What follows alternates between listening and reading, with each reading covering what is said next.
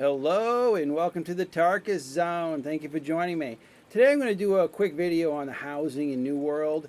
The video that we're going to watch here, that we're going to go through, I did strip it off the internet. Again, there's not much out there that is new. So what I'm going to try to do is, as the video progresses, as we did in my last video, I'm going to try to explain things, pause the video, explain what I know about the topic and what you might be expecting when you get into New World. Again, this is content you've probably seen before. I'm just trying to do it in a manner that that I can explain it a little bit, because a lot of the videos you go out and watch, it's like a rat-a-tat-tat-tat-tat. They're just talking so quickly, and they're talking about general ideas and not really honing down on the actual details of those ideas, because I think they're just trying to get the video crammed into a less than 3 or 4 minute kind of segment. But I don't do those kind of videos. I like to do some explanation in my videos. So again, I've taken the content off the internet, and let's get this started. Let's hit the play button. All right, I had a few people ask me about how the player housing is going to work in New World. And what it is it's a lot like BDO. It's actually not a lot like, it's like exactly how BDO did it. It's instance based. So when you get into your house, I'm just going to pause it right here. So when you get into your house, what's going to happen is you walk up to a doorway, like this picture here. Like, say you walk up to the doorway and then you click on the management of the doorway, and it will say, do you want to purchase this house? It will also give you a tab, just like BDO, to tell you who is ownership of that house. You can own the same house as someone else. So there's no land grab issues in this game. And it's not like ArcheAge, where you got to go try to get a plot of land before you can put your blueprint down, and that's not the case here in New World. What it is you'll be able, the key is you'll be able to purchase a house only if you've got good standings with the town you're trying to purchase. That's territory standing, or what I like to refer to as reputation. And as we go further into this video, I'm going to explain that in full detail. But for you to know that you'll have an abundance of opportunities through a town, and you'll be able to walk around the town and say, okay, this looks like a cool house to own. You'll be able to walk up to the doorway and you'll be able to purchase it. It'll cost X amount of gold, and it's going to cost X amount of gold for taxes while you own it. So that's really the meat and potatoes of that. And what happens is when you come, let's say I purchase that house, when I'm in that town, that house is decorated based on what I decorated it with. It doesn't show anybody else's house decorations unless I want it to. So in most cases, you can walk up to the door, like in BDO, and say, oh, my friend Jimmy also owns this house. You go and you click Jimmy, and boom, all of a sudden the house now is decorated based on Jimmy's preferences. And when you go into the house to visit him, you'll be able to see his decorations. And you can have people visit your house. You can visit people's houses, or you can have people visit your house. You only can have up to 5 people in your house at the same time. So if you've got 20 friends outside, they'll have to kind of wait their turn. It includes you. So if you're in the house, that means 4 other people can be in the house, that instance of your house, at that time. So again, you'll be able to see who else has ownership of that house, and you'll be able to view them as a spectator, or if there might be a interface option with the house owner where they won't allow people to check your house out. You might be able to say, no, I don't want any visitors. And you click on Jimmy, and then all of a sudden it will give you a message saying, no, Jimmy doesn't allow for viewing. And that might be, or you might need an invite to be able to do that. I don't really know if that's what the mechanic is for that. I know in BDO, you could just pick anybody in the list and then walk into their instance and check out what they've done. And that was the beauty of it, is there was a lot of people that did a lot of neat things with decorations in BDO, that I would go around all the housing and say, okay, who's at the top of the list? And we're going to talk about that here in New World. There's going to be a top of the list kind of thing, but we'll get there in the video. But in BDO, I'd say, oh, I want to go check out this guy's house. And I would just go into the house and I would check out the amazing way the person decorated. And that's an entirely different type of game style that most people are used to. Most people just don't go around checking out decorations, but I like to do that. I really kind of think it's neat how people decorate their homes. So we're going to continue the video here until we get some new images up here. It's going to take a sec. Okay, so here we are. This is an example of the person at the interface door, or maybe he has an item in his inventory that you got to pull out in whatever house you're standing in front of is going to give you the options. In this case, this house is priced, and then it's telling you what the property taxes are going to be each week. Now, you want to be careful, because if you can't meet the property taxes, you won't lose the home. You'll just lose the ability to get the bonuses of the home. And what I mean about that is, let's say you buy the property and you barely have enough to buy it. And for some reason, you can't really get the 200 gold for that week to pay the taxes. What will happen is, I don't know how the game does it. In some games, you can prepay the taxes. You could, you put it, there's a part of the house interface, and you just dump money towards the taxes, and it's part of the house interface. There are some games where the auto town bot sends you a mail. So when the taxes are due, you get an auto mail in your mailbox saying your taxes are due. Do you want to pay them now? And you can hit yes, or you can hit no. And what happens is if you hit no or just ignore the message, the game puts it in no tax paid status until you actually pay those taxes. But I don't know really how New World is doing that checks and balances. Like in Star Wars Galaxy, it was a maintenance cost, and you go up to your house and you could shove as much gold into her as you want. So if you were gone a year, the house would still be there because you could prepay all the taxes, or in that case, you prepaid all the maintenance costs. So I want to also point out here that once you get the house, the features are you can decorate it, obviously. You can fast travel. Now, I was wrong. I was in a clan a discussion with a clan member or a company member saying that they believe fast travel in the game, and I said I think it's in the game when you die, meaning that when you died, you got sent back to your house. But it looks like I was wrong about that. It looks like it's an actual feature, meaning that it might have a cooldown or whatnot. But if you own a house, you could be out in the world, and at any moment, you can fast travel back to your house. In World of Warcraft, it was a stone you had. It had a 60-minute cooldown. Maybe that's the case here, where you only can use the ability once an hour. Who knows? I don't know the answer to that. Again, as you know, if you've watched my videos, I haven't played the game. I'm really just trying to grab information off the internet, talk to people on Discord, see what they've got for, sharing knowledge, and then trying to make these videos. And the reason why I made this video today is there was a few people that had asked me, do you know much about the housing? And I said, I'll make a video to try to help explain it, and here we are. So you'll be able to fast travel. Now this trophy buff thing, and I've read a couple dev logs on this.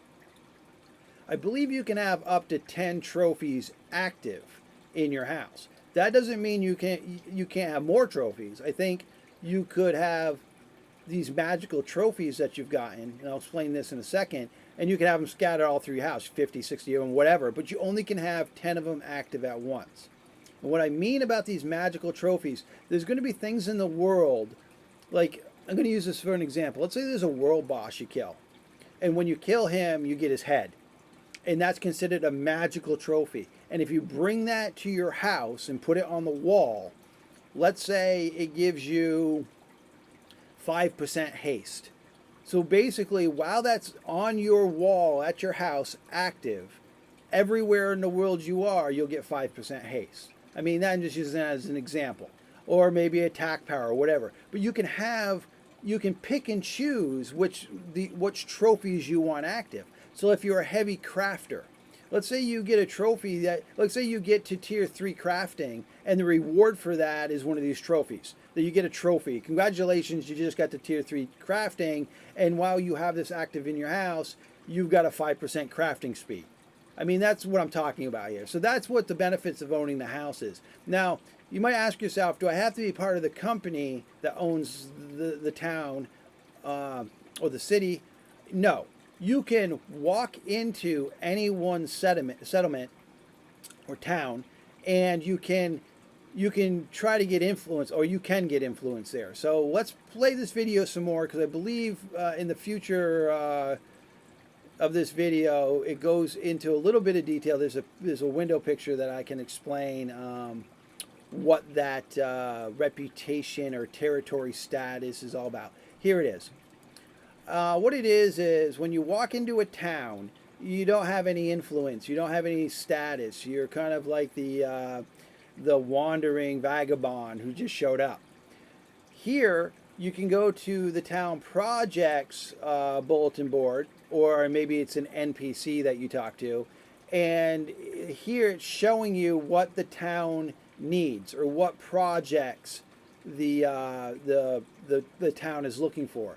And as you decide, I'm going to go do Wolf Slayer, you're going to go do the Wolf Slayer, you're going to come back, you're going to get the gold, the 220 gold for doing it, but you're also going to get 150 points of influence for that town, or for that controlling company's area. I believe you're getting influence in the territorial area, and if it's run by a company, therefore it's under that company. So for example, you do a few of these quests, the game kind of mechanic is you've earned your right, because you've done these quests for the town, you've earned your right to get a higher status. And at that point, you could have the status of citizen. I'm using this as an example. So you're now a citizen. But at that status, it then allows you to buy housing in the town or the city, the settlement. The thing is with this is you're going to have to do some work. I mean, it's not like BDO as long as you had the contribution points, because that's how they did it in BDO. You earned contribution points, and then you could slot those contribution points into housing, and there's where you live. Well, in New World, is a little bit of song and dancing you got to do, because you've got to get influence, so you've got to choose the best way of doing that. It also then, at that point, you have to have the money to actually buy the house, and you have to have the ongoing money to pay the taxes. But what's the beautiful thing about it is, not only do you have those trophy bonuses that you get for having those trophies in your house, but the city-town area has its own unique bonuses. And it has the crafting stations too. And I'm not really sure if anybody can walk into the town and use the crafting stations, or if it's tiered limit based on your influence. I'm not really sure about that. But I would think that if someone's going to come into your house, come into your town and do some crafting, and you've put in all that work into getting them up there in tiers, that person using the crafting station would need to prove something to be able to use them. I might be wrong. Maybe any vagabond in the world can come use your crafting stations. They're just free and open, and that's fine too. But it would be kind of interesting to see is if they put a kind of you need to prove your worth thing before you can use our stuff. I don't know. That's just speculation here. Obviously, they're making you do it for the housing, right? All right, let's hit the play button here and go on to the rest of the thing. So at level 20, you can purchase your first house. You can have up to 3 houses, and you can have them in 3 different locations. So you can place house 1 at 20th level in one town, and then walk across the world at level 40 and get influence with a new town, and then have a house there. And then you can fast travel between those 2 locations, obviously, if that's what you want to do. You can fast travel to whatever houses that you own. At level 60, you have an option for the 3rd house that you can own. So you can have 3 houses. They can be anywhere in the world, as long as you've gotten the influence you needed to open up that ability to buy the property in that town or city. What's also something that's unique about this game is it's going to have, just like BDO, it's going to have a tiered system, or a ranking system, let me say, in decorations. So if you like to decorate, and you enjoy moving things around and making things look pretty, each time you put something in your house, it's probably going to give you a point structure, meaning that if I put a chair in my house, that's worth 10 points. If I put a table in my house, that's worth 10 points. Combined, they're worth 20 points. So on the interface, when you go to the door to see that Tarkus owns this building, it's going to say that Tarkus has 20 points invested in his building. And what's going to happen is the more stuff you apply to your house and you can manage it and place it the way you want, you're going to get more of those points. And they're going to bring you up in the list of people who have the highest points within the within the decoration trees. Now this is just the interface that shows you about the taxes. Obviously, if you own property within the town, they're going to tax you. There might be some companies that are going to tax very high to kind of limit only rich people or people that can afford the housing. Or they could do low taxes to try to enhance, try to get as many people as possible. Again, this is just a slide showing that the fast travel is obviously available. This is just the same stuff that you've seen all over the internet. It's same old things. This here is an interesting map, and this kind of shows you it's called the territorial menu, and it says 0 of 35 upgrades. And as you can see, it's showing you what percentage each of the nodes or things that you can improve. So the company that owns the territory or owns the city can pick and choose how they want to progress through a different interface, obviously, the city and how it develops. And here, anybody can go in and see how their development's at, what their development's at, what stage their development's at. And if you want to help with the upgrade of the fort, I imagine when you go to the bulletin board or the NPC, you can find quests there that will be unique to upgrading the fort, meaning there might be a quest there that says, we need 800 lumber.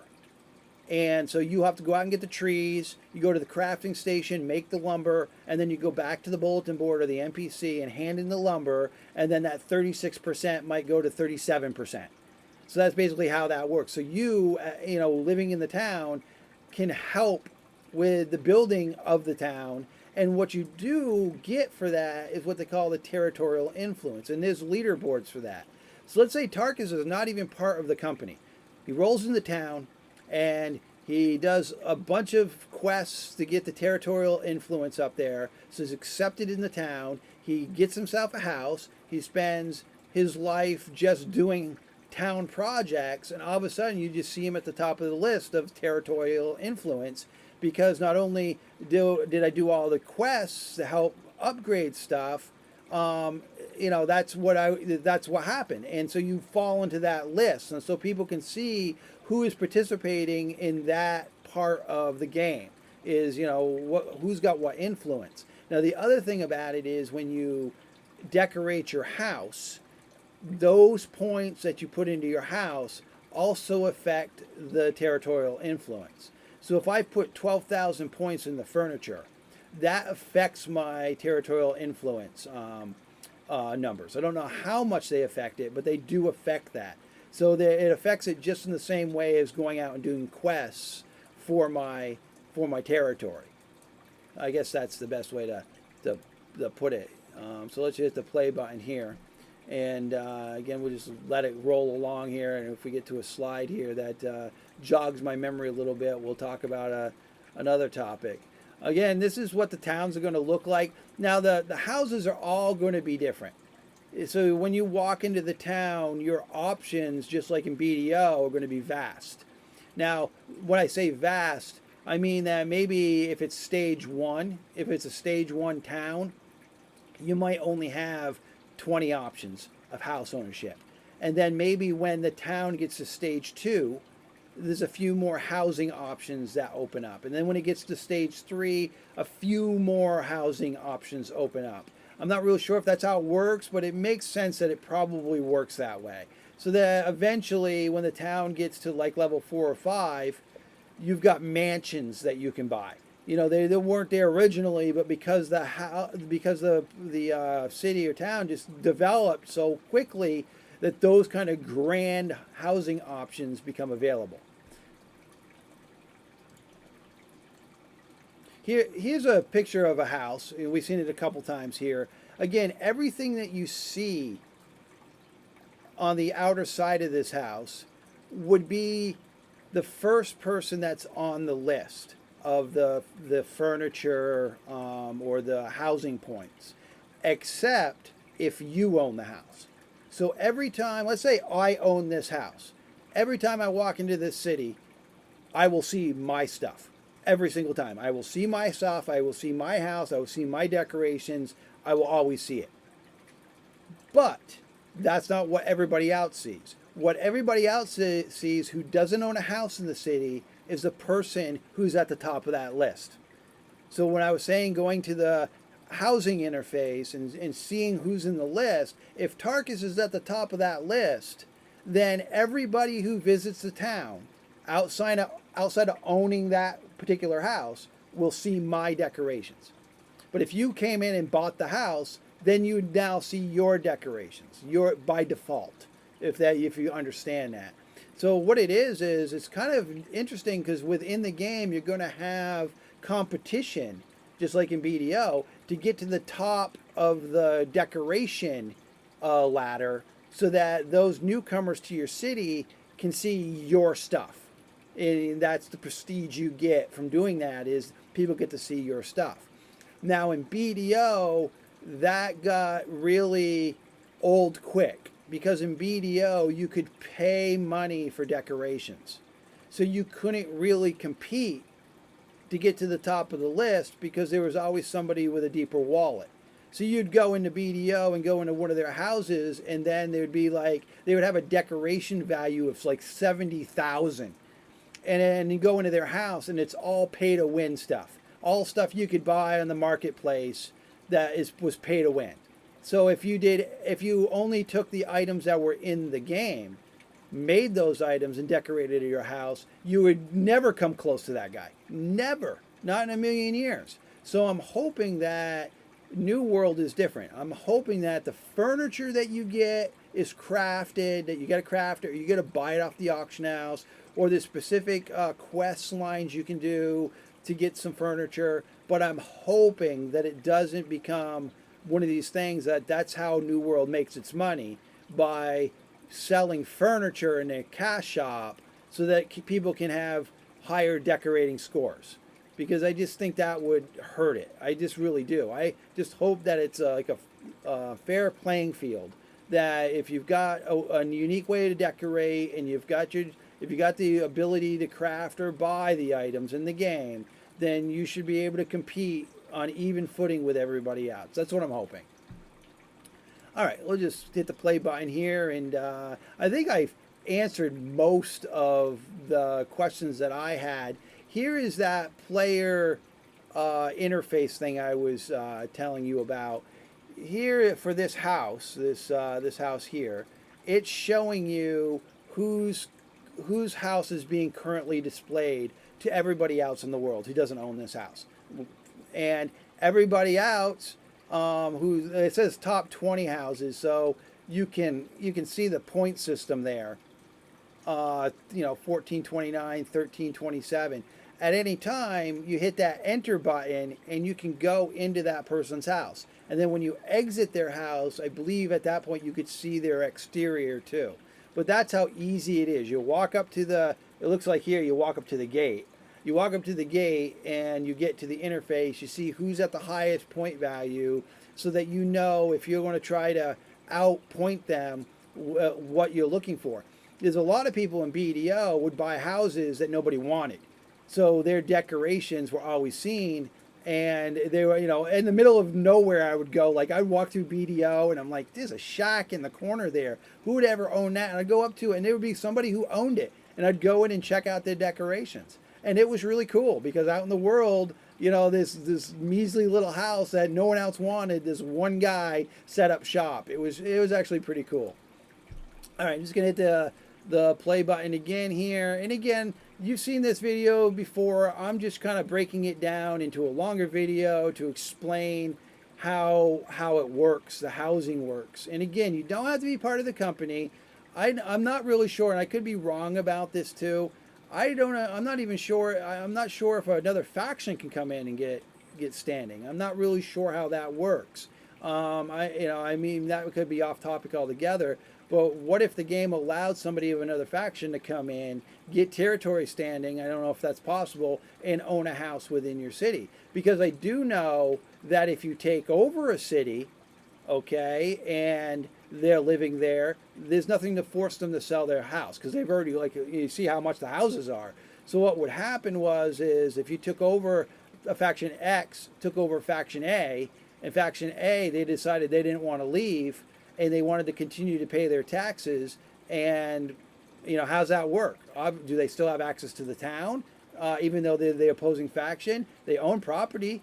There's nothing in the game to kick them out. And I did want to tell you that if you don't pay your taxes, they could choose not to pay their taxes. But if you don't pay the taxes in the game, what you lose out on is the fast travel, the trophy buffs. You don't get those anymore, and you won't be able to move your furniture. You won't be able to add or remove the furniture or move it, do anything. So if you fail to pay your taxes, you systematically it starts losing value. Basically, you're going to owe back taxes over time. You still own it, but you basically can't do anything with it until you pay the taxes up to date.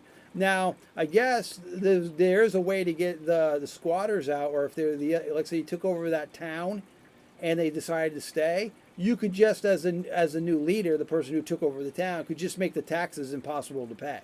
And what's going to happen is they might just give up. Well, again, they don't have to pay the taxes, but they might just give up trying to stay there. Because I imagine there might be somebody who is so connected to their place, another faction came over, took over the city, and they decided, well, I'm going to stay anyway. I'm going to pay my taxes. I'm going to try to get along, and I don't want to move.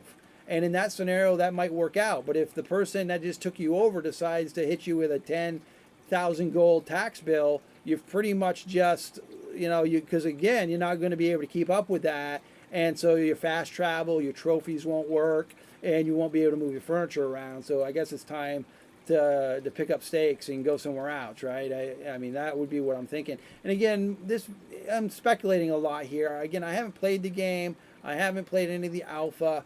I'm just, what I did is I looked at a few housing videos, and they were all great videos. It's just that they were really quick in how they were explaining things and wasn't really giving comparisons to other games. And that's what I really wanted to try to say here, is that it's going to be fun just decorating your house. It's going to be fun interacting with the world and try to compete with who's on top with those housing points. I also think that owning the house in the game kind of makes you feel like you're involved in the company or the city who owns that. Right now, I've decided I'm kind of going solo right now. I'm not in a guild currently right now. I was in one. And I'm feeling that I want to keep my options a little open right now and get a feel of this game before I really commit. Because right now it's really hard to commit because I've been talking to different companies and they all have different plans. They all have different, this game is so big that they all have different choices to make. And some just want to run around from town to town to town to PvP, so they're a wandering company. There's others that want to create their own town. They want to build their own stuff. They want to tier up the mills and the anvils and the house structures, and they want to play the game that way.